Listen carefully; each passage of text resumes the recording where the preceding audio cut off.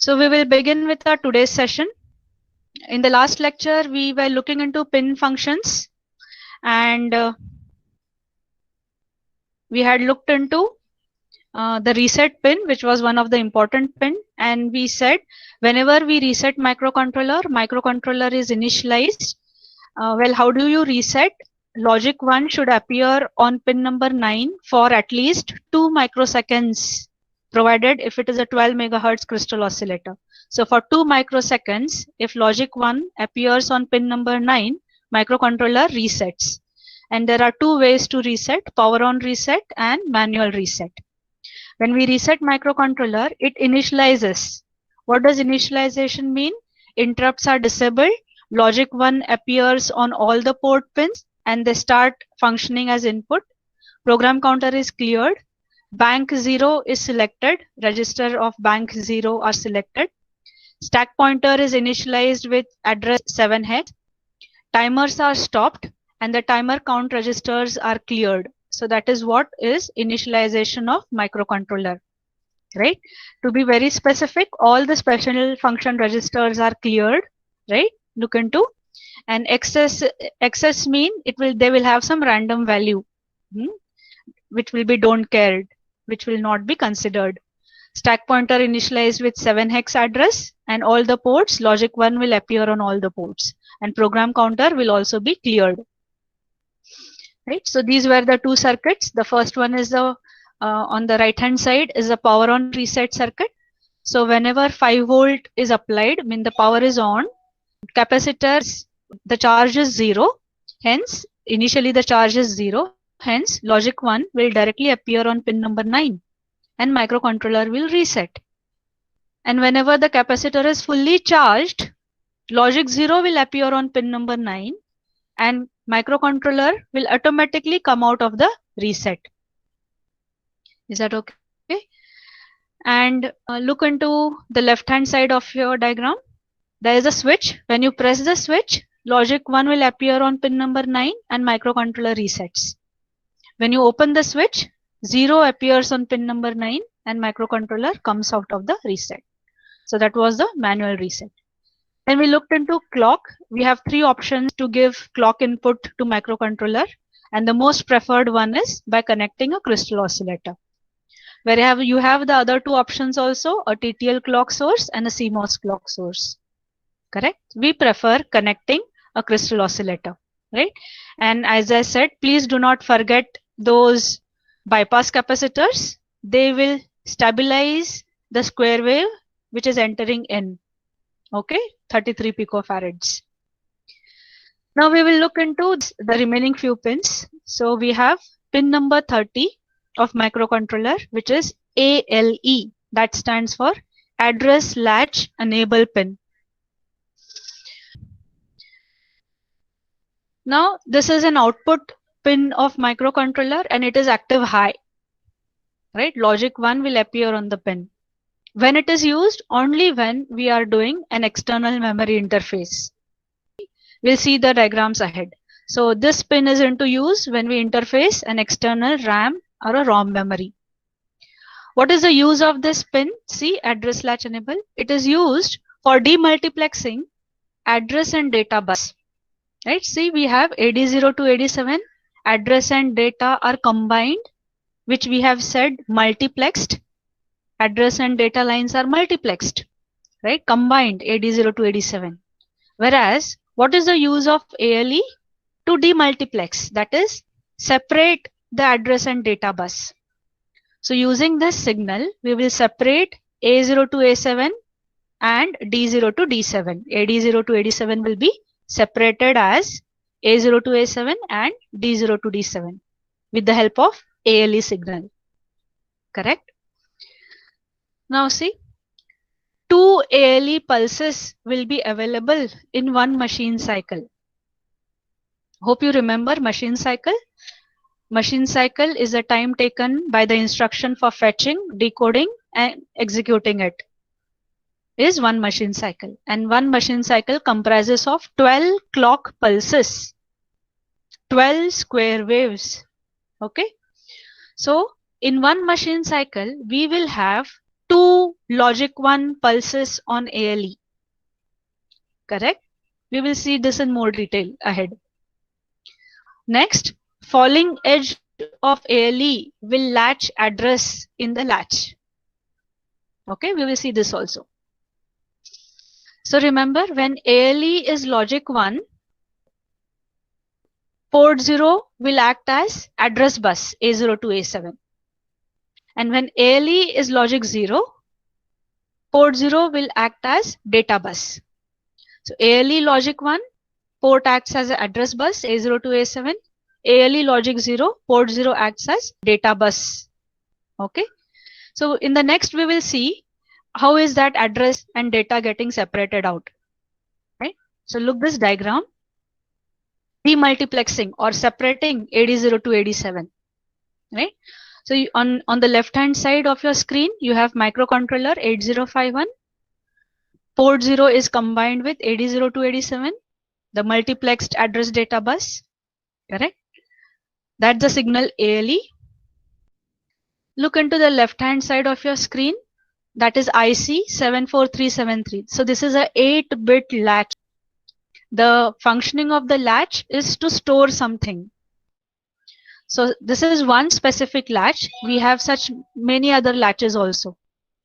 So it is an 8-bit latch. So look here, you have 8 inputs, input 0 to input 7. These are the 8 inputs. Similarly, 8 outputs, output 0 to output 7. These are the 8 outputs. And the latch is controlled by these two signals, latch enable, which is active high, and output enable, which is active low. So these are the two control signals which will turn on and off the latch. Correct? Now see how it is connected. Inputs of the latch is connected to AD0 to AD7. Correct?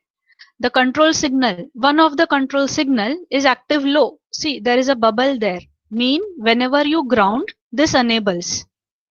So one of the control signal, we have grounded it. We have already enabled it. And the other control signal is coming or is connected to ALE. Right?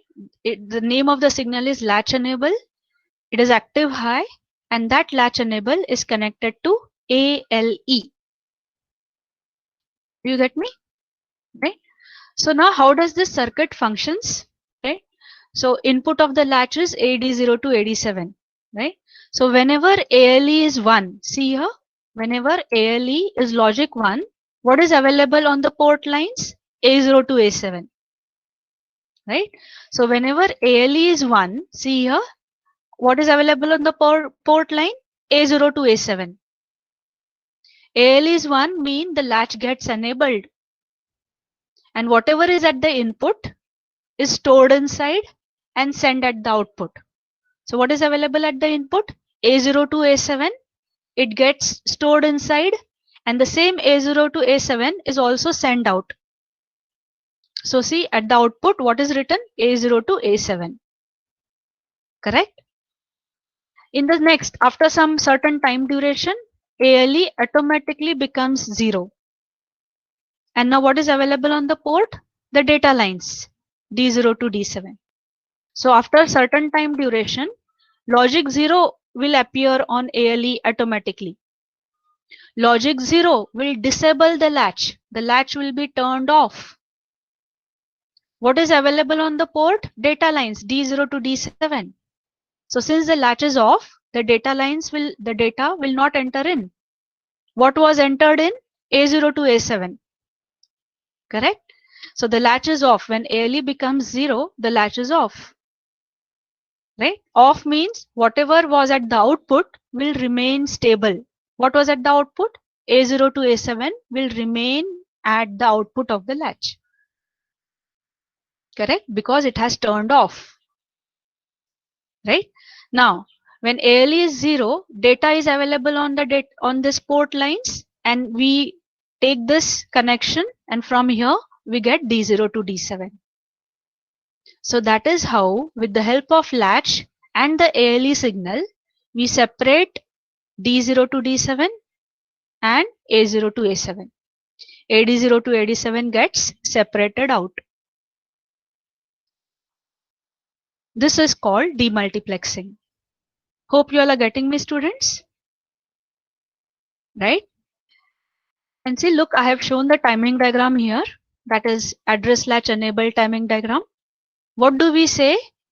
In one machine cycle, can you see this? This is a square wave. Falling edge to falling edge is one square wave. So we have such 12 square waves. 12 clock pulses is one machine cycle. Correct? And in one machine cycle, we get 2 ALE pulses. So see here, 2 logic 1 pulses appear on ALE. Right? And see what is the duration of that pulse? That duration is of 2 clock pulses. Right? So where do you get an ALE pulse? At end of state 1 and at the beginning of state 2, you have ALE pulse. Hope you all are getting me, students, right? So end clock pulse of state 1 and the first clock pulse of state 2 is that ALE pulse, first ALE pulse. And the second ALE pulse is the last clock pulse of state 4 and the first clock pulse of state 5 is where you get ALE. So I have 2 ALE pulses in one machine cycle. And whenever ALE is logic 1, port 0 acts as address bus A0 to A7. And when ALE is logic 0, it acts as a data bus. Is that okay? So that is called time multiplexing. For initial time period, it acts as an address bus. And for the later time period, it acts as a data bus. Is that okay? Fine. To be very more clear, look into the next timing diagram. So I have only shown that ALE pulse, address bus, and the data bus. So port 0 is having AD0 to AD7 and port 2 is dedicated to A8, either IO port or address bus, A8 to A15. Correct? So when ALE is logic 1, port 0 acts as address bus. At the falling edge of ALE, the latch is off and the address gets stored inside. The latch address gets latched inside the latch, correct? And later on, when ALE becomes 0, the same lines start functioning as data lines, correct? So see, there is a crossover here. Initially, it was an address bus. Then there is a change in it. And then it starts functioning as a data bus. This happens automatically. So that was the working of address latch enable. So the next pin number 31, external access, EA bar. Right? So that's pin number 31. What is it? External access. And see, we have written EA bar. Mean it is an active low input pin. Correct? So pin number 31 is active low input signal pin. When it is used only when we are interfacing some external ROM memory. Right? So whenever the pin is grounded, mean some external ROM is connected to microcontroller. Correct? If this pin, otherwise the pin is disabled by connecting it to VCC. If external ROM is not connected, this pin should be disabled by connecting it to +5 volt, that is VCC. Is that okay? This pin has nothing to do with external RAM interface. Right? So be careful. EA bar is only used when external ROM is interfaced. Else for rest all other conditions, the pin should be disabled by connecting it to VCC. Next, pin number 29. And that is PSEN bar, that is program store enable. The name is program store enable. Mean you should understand it is something related to program memory. It is something related to code ROM memory. Okay. What it is? It is an active low output signal pin. So this is an output pin, and how it is? Active low. What is the use? It is used as a read signal of program memory. Correct? So it is a control signal. PSEN bar is a control signal. And which control signal? It is a read signal for ROM memory. Okay. It is again used when you interface program memory, external program memory. Where it is connected? It is connected to the read bar or the OE bar pin of ROM memory. So PSEN bar of microcontroller is connected to the read bar or OE, that is output enable pin of ROM memory, external ROM memory. And what it is? We get 2 low pulses on PSEN bar in one machine cycle. So it is similar to ALE. ALE is active high, PSEN is active low. So we are going to get 2 low pulses in one machine cycle. Okay. And what is the use? It is used as a read signal when we interface external program memory. Okay. That's pin number 29, PSEN bar. So if external memory is not connected, external ROM memory not connected, this pin is also not connected. Are you getting me? Right? Now see, I have shown here the diagram. Right? That is the diagram which will show you how do you use ALE, how do you separate out address and data bus, how do you connect XEA, and what is the connection of PSEN bar. Right? So all these pins are used during an external memory interface, and I have shown here EPROM, program memory interface. Okay. So on the right hand side, see, this is your EPROM memory. Is that okay? So what does memory, what are the signals of memory?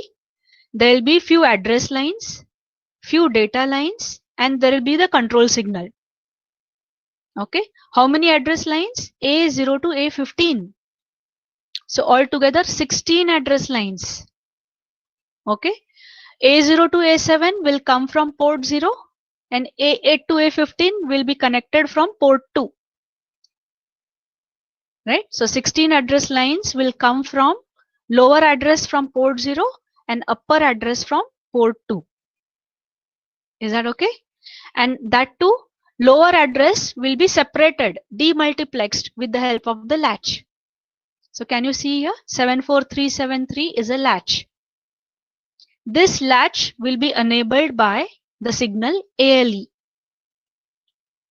Okay, so ALE will enable the latch and the address A0 to A7 will be sent out.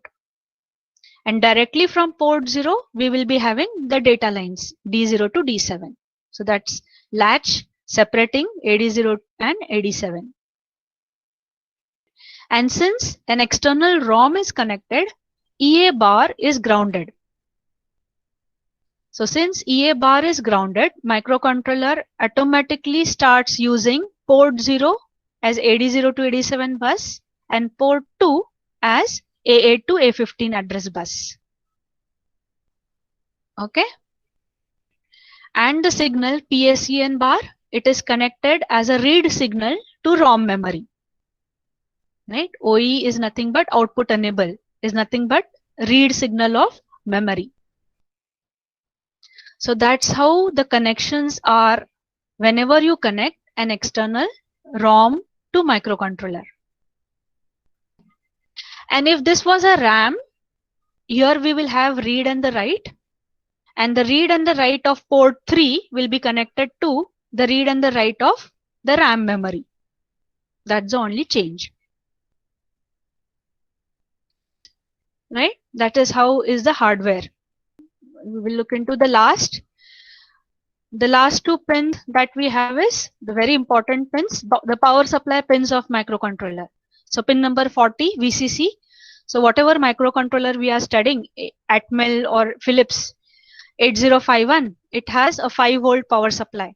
So pin number 40 should be connected to 5 volt and pin number 20 should be connected to ground. So these are the power supply pins of microcontroller. If you do not give this and if you connect the rest circuitry, it's of no use. The chip should be powered on with the help of pin number 40 and pin number 20. Correct? Even if you give just 5 volt and you do not ground it, the circuit is going to be open, still of no use. So never forget to connect the power supply of any chip. In our case, 40 pin plus 5 volt, 20 pin ground. Correct? And your power supply can vary by 20% of VCC. Correct? 20% of 5 volt is 1 volt. So there can be plus minus 1 volt in this supply. It is allowed. Mean 5 volt variation from 4 volt to 6 volt is allowed. Right? But never directly connect a 6 volt. Because beyond 6 volt mean you're giving an excess supply to the circuit and the circuit might get heated. That is because of power dissipation and it might get damaged. You connect 5 volt plus minus 1 in it is acceptable. Is that okay, students? Right? So that's power supply pins of microcontroller. And see here, this is the bare minimum circuitry which is required so as the microcontroller will start functioning. Right? So even if you want to do LED blinking, I need to blink an LED. These are the connections required. Then and then only the circuit will function correctly. So the first connection should be power supply. Pin number 40, 5 volt. Pin number 20 should be grounded. Okay. The second important connection is the crystal oscillator. So in between pin number 18 and 19, you should be connecting a 12 megahertz crystal oscillator. Correct? And do not forget the bypass capacitors at 3 picofarad. Right? These will stabilize the square wave of the crystal oscillator. Correct? The third important connection is a reset pin. Pin number 9, if you do not connect anything in digital circuit, if any of the pin is left open, the circuit assumes it as logic 1. Okay? If there is no connection to any of the pin, it assumes that as logic 1. And logic 1 appearing on pin number 9, all the time microcontroller will be in the reset state. Hope you all are getting me, students. So if any of the pin is left unconnected, by default it is assumed as logic 1. And pin number 9 unconnected mean logic 1 mean 8051 will always be in the reset state. And you all know by now what is resetting means. So this is the third important circuitry to be connected. So we have power on reset as well as we have a manual switch. Right? So that's S switch is for manual reset. Right? So whenever we power on, automatically circuit controller will reset and come out of the reset on its own. When capacitor fully charges, microcontroller will automatically come out of the reset. Okay, and this switch, when you press, it resets. When you release, it's out of the reset. So VCC ground first, crystal oscillator second, and reset is the third important hardware connection. And the fourth connection is external access. Majority of the times, we will not be interfacing external memory, program memory. Hence, pin number 31 should be connected to 5 volt. Now you will say, why do we not keep it open? Fine. If you keep it open, logic 1 appears. But on an PCB, if pin number 31, besides pin number 31, if some another track you have placed and that is carrying logic 0, pin number 31 will catch it because it was floating. You had not connected anything. Correct? So a floating pin can catch any signal which is running near to it. Correct? And if by mistake this gets grounded, microcontroller will recognize as if there is an external memory. Right? So we hence deliberately connected to 5 volt. Pin number 31. We do not keep it open. So these are the bare minimum hardware required to have 8051 based system. So here we complete the pin functioning of 8051 microcontroller. Is that okay? In the next session, we will start with memory organization. That is the last topic of theory. The next onwards, we will start with instruction set. Okay.